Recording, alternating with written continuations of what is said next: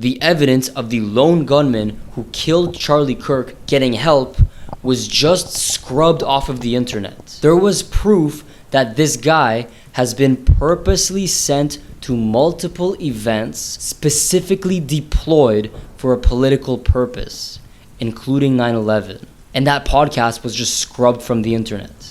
Thankfully, I downloaded the entire podcast. I can link it in the bio. This video is going to go over exactly what they're trying to cover up, what's going on behind the scenes politically, and how they quietly distracted you from what's been right in front of us until they scrubbed it. Most of these political people, they give you enough to keep you happy, and then they lie and disorient you so you never know what's going on. My condolences to Charlie Kirk and to his family. Netanyahu, Tucker Carlson, Candace Owens, Max Blumenthal at the Gray Zone, Matt Gaetz, Milo Yiannopoulos, Harrison Smith, Jackson Hinkle, Nick Fuentes, and even me. We all have something to gain from his death, because when a polarizing event happens, there's more attention on it.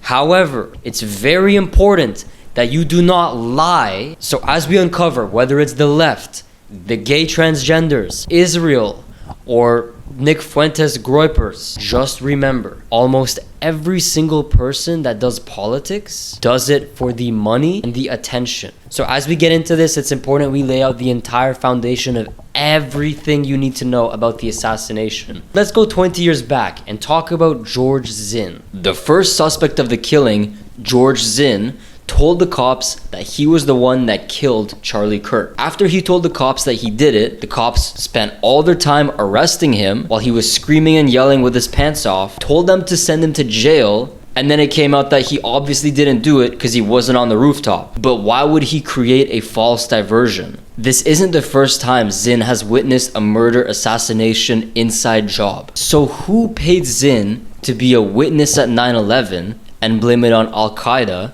So it was a huge event for us. I even remembered everything that happened.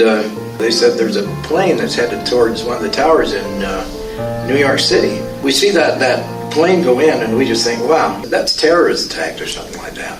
We did have some idea, there was something going on because we dealt with bin Laden before. So we did suspect that it was Al-Qaeda involved in that. This is what Zinn himself says, according to a podcast he did in 2021. I've been deployed to a lot of campaigns. Sure. I was deployed to Minnesota for the Norm Coleman campaign. I just did a deployment last year. And who deployed him to attack George Bush's opponents and support John McCain? George Zinn is one of the tens, maybe hundreds of thousands of political actors that lobbyists pay billions of dollars to influence the government. Let me paint the entire picture of who he was and why he was there to distract the cops. In 2004, George Zinn was sent to harass John Kerry, who was running against George Bush. So I went all the way to Vegas one time, Las Vegas, just to harass John Kerry's rally. Unlike Bush, Kerry wasn't pro-war. He was a leader of the Vietnam Veterans Against War. He criticized Bush for lying about Iraq. And lately, he was personally condemned by Netanyahu for criticizing Israeli settlements in Palestine. This is the kind of anti-war guy that George Zinn was sent to harass. 2008, Obama's running against McCain. I just did a deployment last year.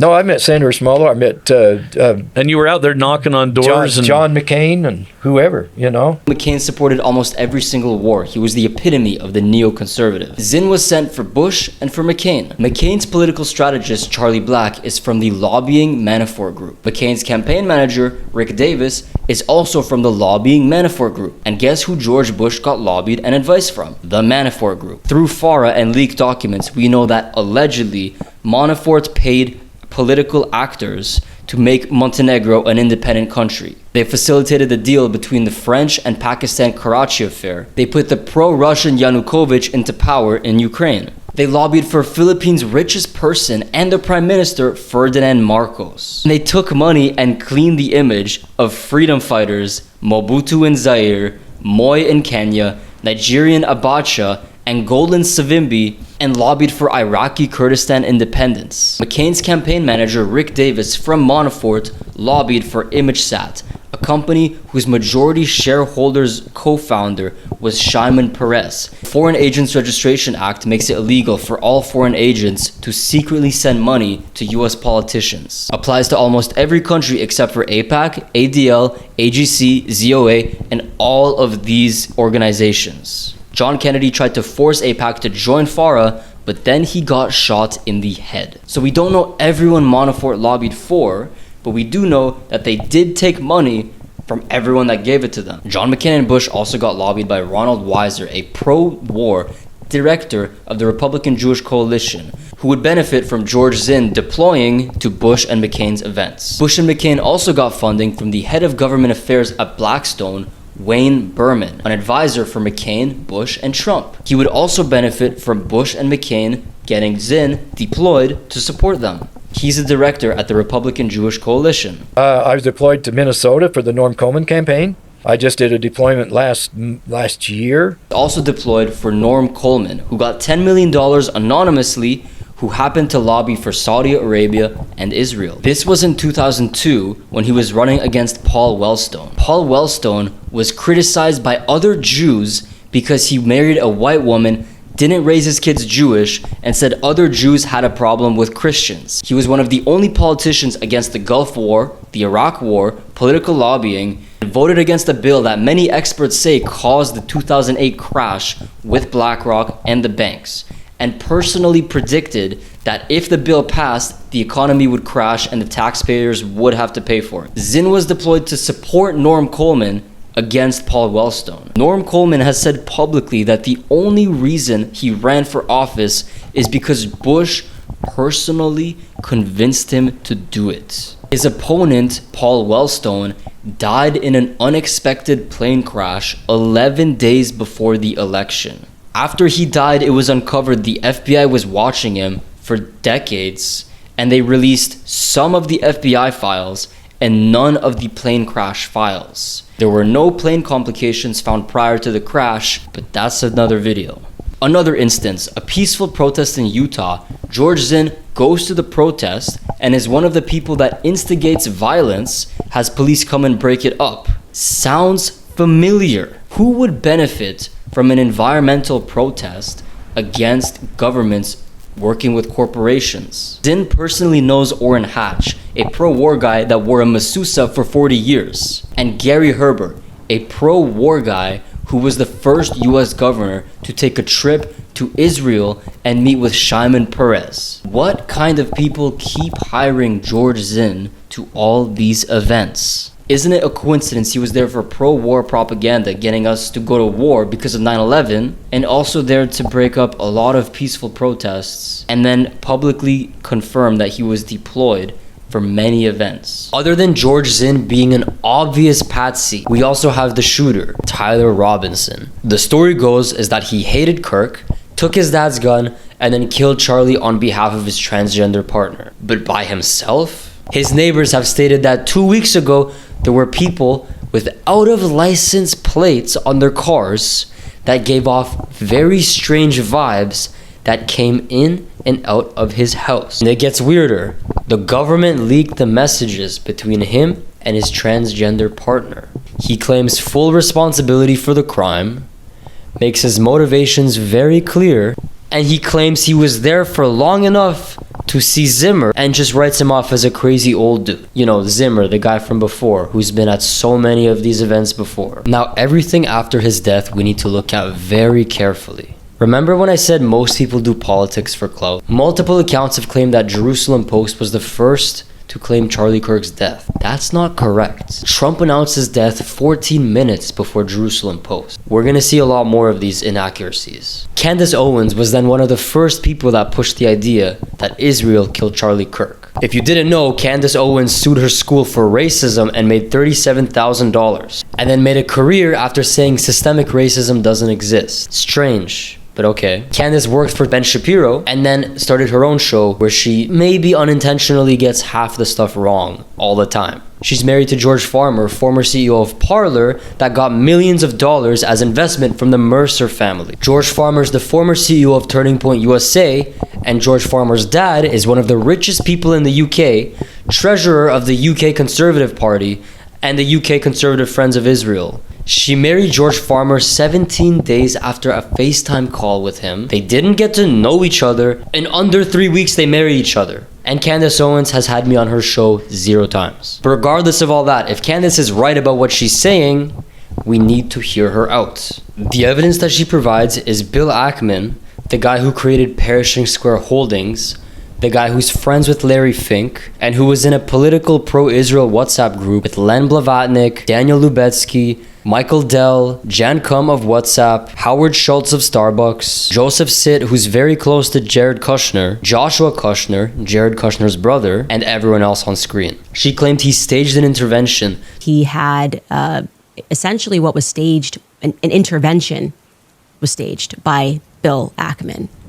Because Charlie's rational thoughts about Israel were a no-no. This is not the route that you should be going on.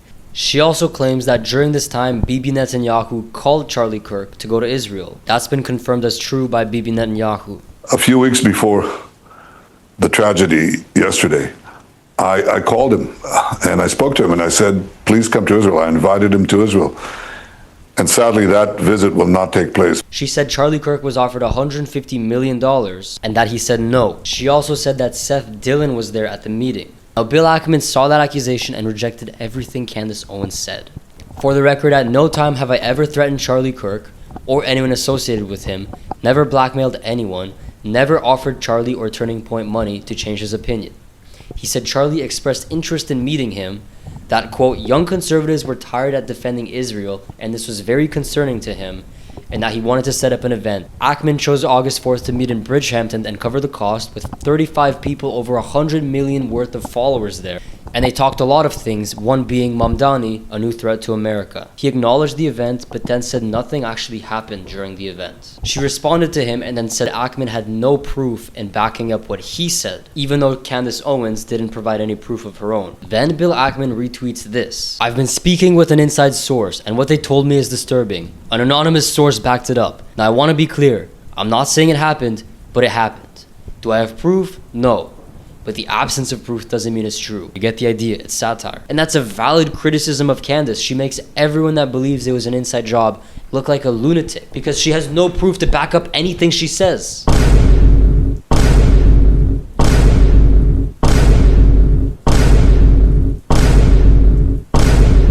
Only evidence she sourced during the whole thing was Max Blumenthal. That's her main source. Max Blumenthal has publicly distanced himself from his father, but let me clarify. Blumenthal's father was a senior advisor to the President Bill Clinton and Hillary Clinton's campaign. In leaked emails, Max Blumenthal's father gave Hillary Clinton intelligence to overthrow Gaddafi and a lot more of this Fed CIA stuff. Max Blumenthal, the guy who founded the Gray Zone members take state TV trips to Iran. Max was at a Russian state media party with Putin, did a show with Chinese state TV, and his co-founder of the Gray Zone was directly paid by Russian and Iranian state TV. His wife also got paid by Russian state TV and took state trips to Iran. Max Blumenthal also went to Syria with Raina Kalik to talk about how peaceful it is in Assad's Syria. Raina Kalik is a writer for Russian state TV. Am I saying that I hate Russia, I hate Iran, I hate Syria, I hate China?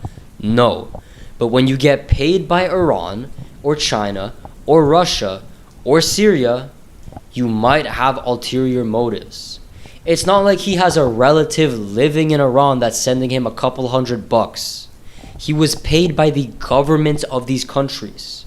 So when you hear Max Blumenthal speak, keep in mind he's getting paid by Iran, which hates Israel. Okay, that being said, Max Blumenthal and his wife, who both took state trips to Iran, were used as Candace Owens' main source in her allegations about Charlie Kirk hating Israel and about Charlie Kirk having this staged intervention with Bill Ackman, where Bill Ackman was attacking Charlie Kirk. You know what his sources were? 5 anonymous individuals, and then another person who said Charlie Kirk felt blackmailed, who was also anonymous. So everything we know about Candace Owens' allegations is coming from Max Blumenthal. Max Blumenthal, who works with all of these foreign governments, says he just has anonymous sources, and that's the only way we can trust him. When people see this, they think, yeah, maybe it was fake this whole time.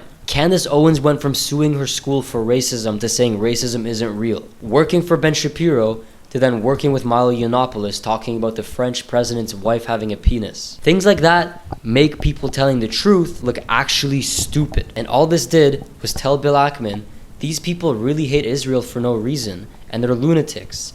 I'm gonna send more money to Israel. But it also got Candace Owens to triple her view count, so at least we got that.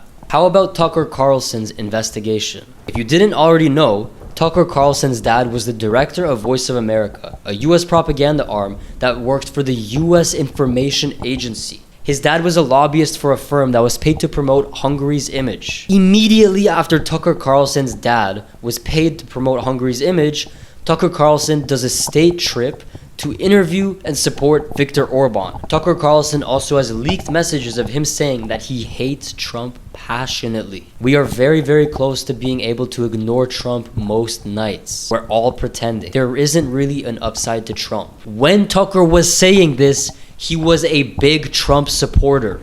Tucker Carlson's dad was also the ambassador to Seychelles. Around the time Seychelles was democratized from being pro-communist to pro-US. So Tucker Carlson's dad was a Fed, and Tucker Carlson is a liar that worked with his dad. Most interestingly, Tucker Carlson has been trying very hard to grow with the young people and to have a voice in this new anti-Israel conservative movement that we're seeing in America. And the reason is so when Netanyahu's gone, Tucker will wield all the people that don't like Israel, make them all follow him, and when Netanyahu's gone, he can tell his anti-Israel fans, hey, by the way, Israel is not a problem anymore. We got rid of the bad guy.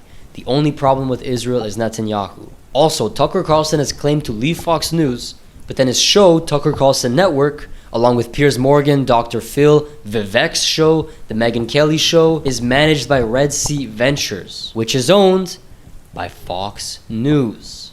Didn't Tucker Carlson leave Fox News? Or is this just another way of him positioning himself as with the young people that are opening their mind? We need to actually analyze his claims about Charlie Kirk and his death. Tucker Carlson said that Charlie Kirk was very interested in orthodoxy. Candace Owens, basically almost a Catholic, even though Tucker Carlson was like a devout Protestant. Tucker went on Megyn Kelly's show and told her that Charlie Kirk implored Trump not to invade Iran. He was one of the only people, I mean, truly one of the only people to go to the president. A war with Iran is not, is something that could really hurt our country. I mean, boy, that was an unpopular position. And he did it again. He took massive abuse from his own donors, which is also something. He said that Kirk's donors have sent him intense negative messages about Kirk opening up about the Israel-Palestine conflict. He did not like Bibi Netanyahu, and he said that to me many times, and he said it to people around him many times. He was appalled by what was happening in Gaza. He was, above all, resentful. Enough text messages exist that I think it can probably be verified in pretty short order. Not that it needs to be, because that is true. But Carlson hasn't shown any of these messages to the public. And I said, probably not going to talk about that. I'm not going to torture you. I know your donors hate this when I say that. Epstein's probably not like a Mossad agent or something, but Epstein clearly had contact with Israeli intelligence and American intelligence and French intelligence, but the only one you're not allowed to talk about is Israeli intelligence. And he looked at me, I'll never forget it, and said, go all the way. He said, do it. 2 days before he died, he lost a $2 million donation because he had publicly pledged to bring me to the next Turning Point conference in December. He told me over the past couple of months that he was losing a lot of donations over that pledge. But Carlson hasn't shown any of these messages to the public. So he's kind of giving himself an endorsement from Charlie Kirk.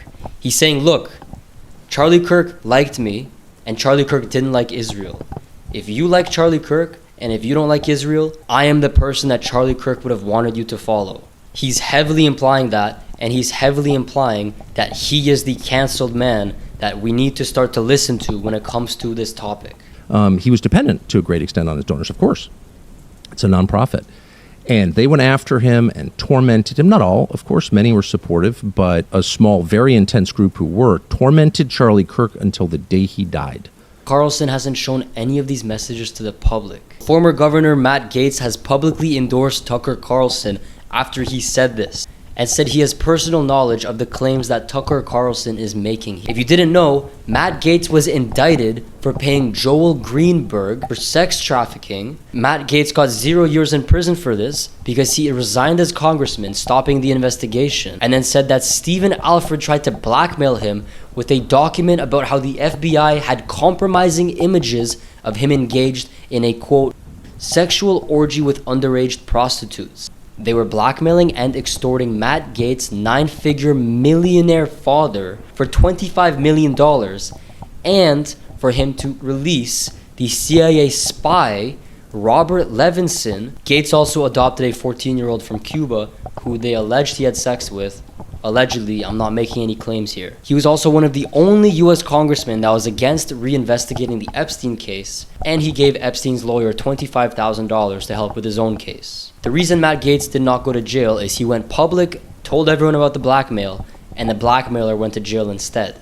What that means is somebody still has that blackmail over Matt Gaetz. Reminds me of another politician that might be in the same position. This Matt Gaetz is saying Tucker Carlson is right when he talks about Charlie Kirk being aware of Epstein, Mossad, Netanyahu, Gaza, everything going on there. There's no better person to be aware of this kind of blackmail than Matt Gaetz. Matt Gaetz has been blackmailed. He's the guy to be blackmailed. He's only around right now and only allowed to say these controversial things because if he's ever given power, he can't do anything because they can blackmail him and ruin his whole career and his family like in 1 second.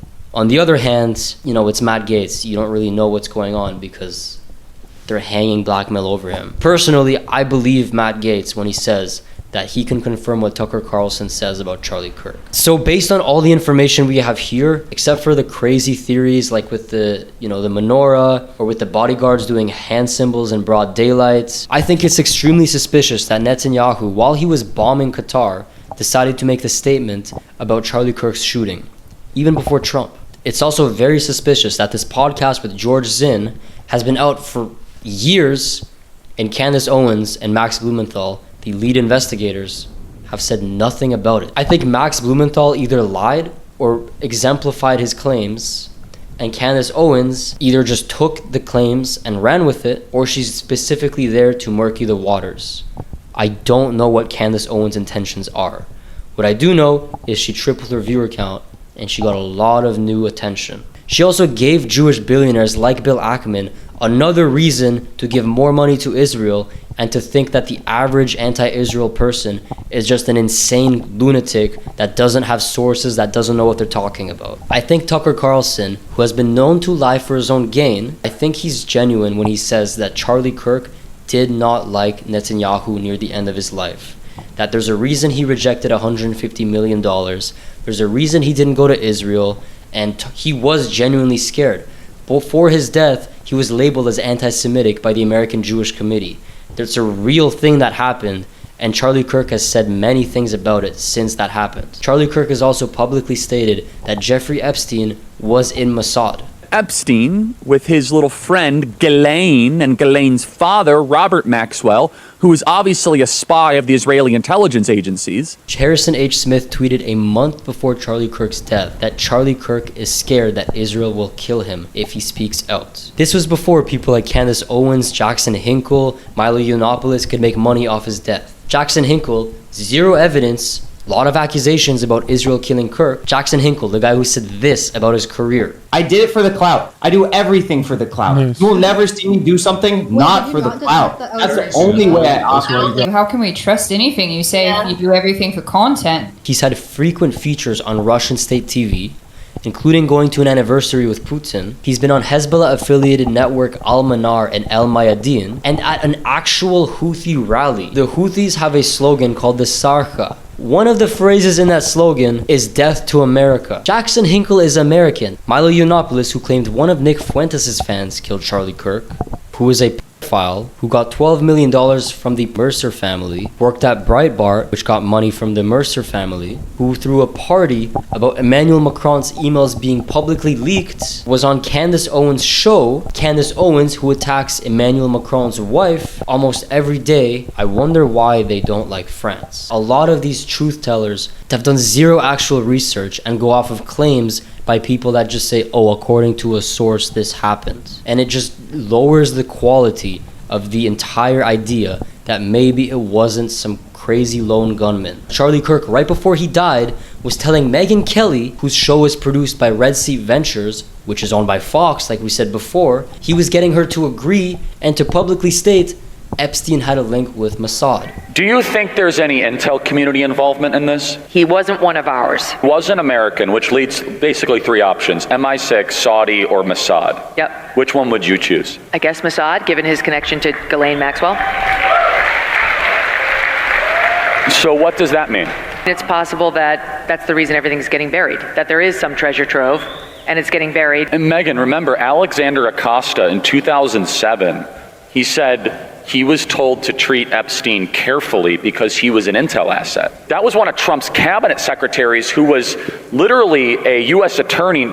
And he was at least ostensibly telling people a lot of controversial stuff that someone like Ben Shapiro or Donald Trump Jr., Jordan Peterson, or a lot of these establishment people would never say in their life. I think a lot of the information out there is straight up there to distract you and to make people look stupid. The George Zinn connection, if you think it's a coincidence, I mean, you can listen to the podcast, you can hear the guy out. He claims that he was just there because he's a very political person, but then he also claims that he was deployed to a lot of events for his whole life. Whatever you think about it, it's important that you make sure the people you are listening to are not lying to you for money. Anyways, this is my last long form video for a while, because to explain anything like in depth, seriously, it would actually have to be even more than I showed here. But I hope this gave you a pretty good overview of everyone involved, who was lying, who was not, and it gave you a better picture of the entire assassination.